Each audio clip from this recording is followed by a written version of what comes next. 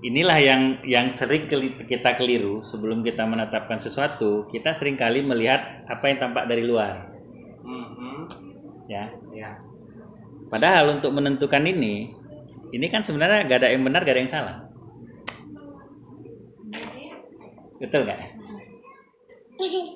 Kalau saya tanam tumbuhan di sini, bibit unggul di sini bisa tumbuh nggak?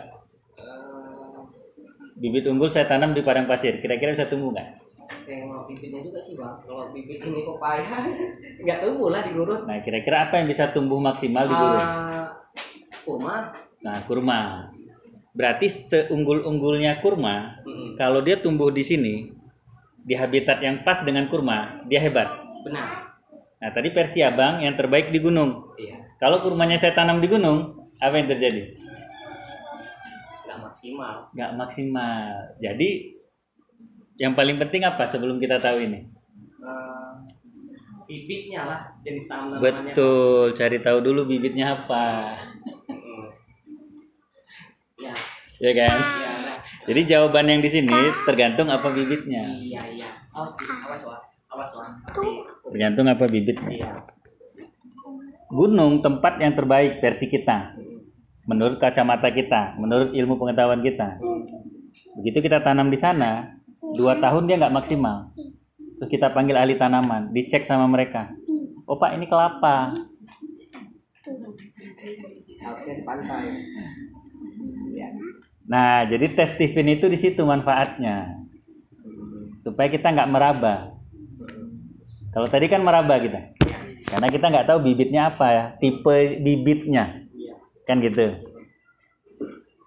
Nah, kenapa penting kita mencari tahu tipe bibitnya? Karena manusia itu, kondisi dia hari ini, fenotipnya, jadi kondisi kakak sama abang itu namanya fenotip kalau dalam ilmu biologi.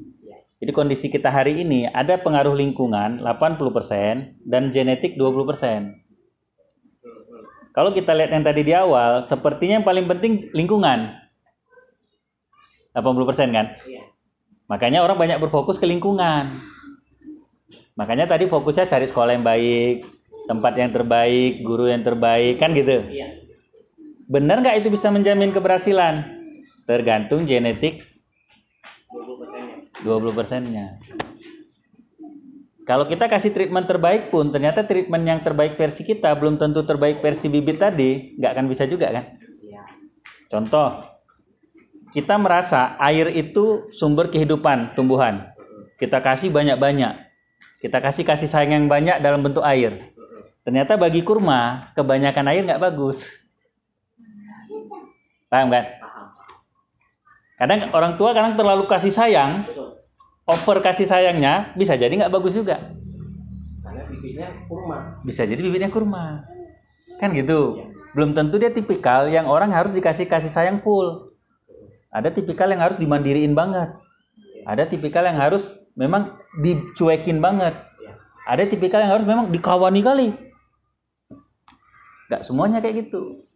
Tapi kalau dia tipikal orang mandiri, kita temenin banget, justru kemandiriannya hilang. Sama seperti kalau kurma tadi kebutuhannya kering, kita kasih basah, rusak kurmanya. Begitu rusak kurmanya kita ngomel-ngomel. Nah, ini persepsinya dulu, mindsetnya dulu. Jadi terbaik versi siapa? Ikut pada genetiknya. Oke ya.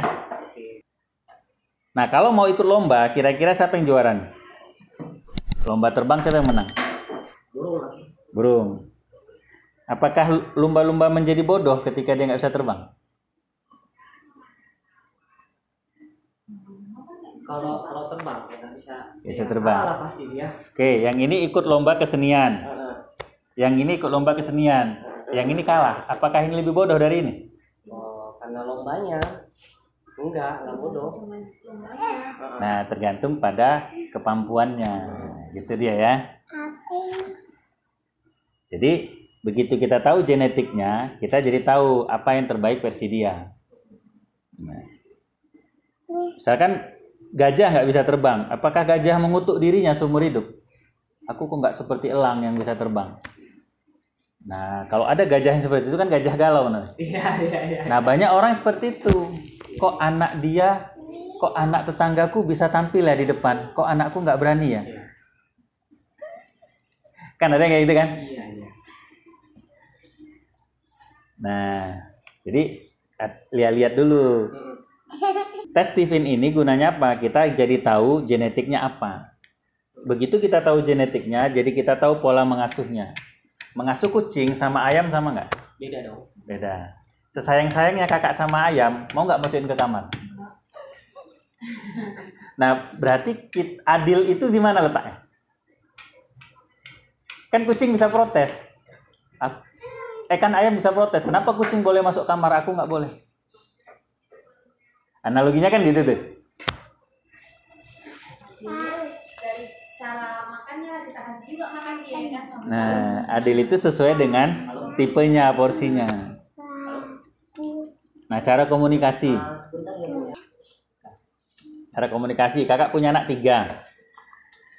Saya analogikan lagi ayam sama kucing. Sama-sama mau ngasih makan ayam. Meong, meong. Datang nggak ayam? Ya, enggak. Bahasanya. Ya, bukan itu bahasanya, sehingga otaknya nggak nyambung. Iya. Jadi ada tipe bahasa yang anak tertentu nyambung, yang anak yang satu belum tentu nyambung. Nah, karena cara kerja otaknya beda. Ya begitu kita bilang ker, langsung ayamnya datang. Tapi kalau kita nggak paham bahasanya, meong, ini ayam kurang ajar, udah dipanggil mau dikasih makan nggak tahu diri kan gitu. Iya, iya. Jadi cara komunikasinya berbeda. Terus cara belajarnya,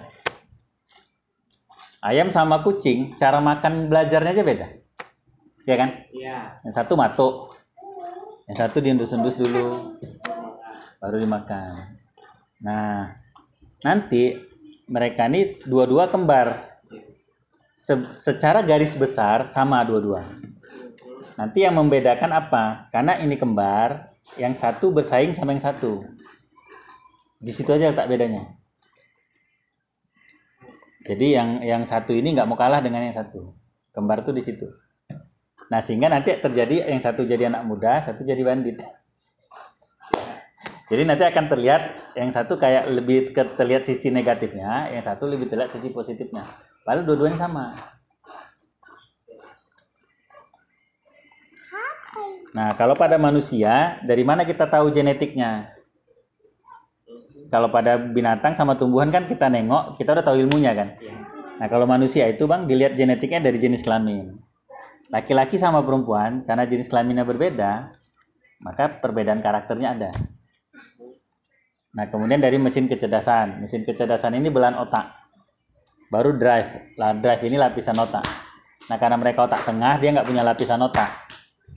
Jadi kita bahas nanti mesin kecerdasannya aja. Kalau IQ ini lumayan nih, kepala besar nih. Nah, ini yang lebih besar emang. Nah, terus dia, kan? Kalau itu lebih jenong, lebih kepalanya lebih besar. Jadi bisa aja nanti secara IQ lebih cepat ini nangkap kemungkinan kalau ini memang biasa dari kepala ya. Tapi orang kepala kecil belum tentu juga bodoh. Habibie itu kepala kecil.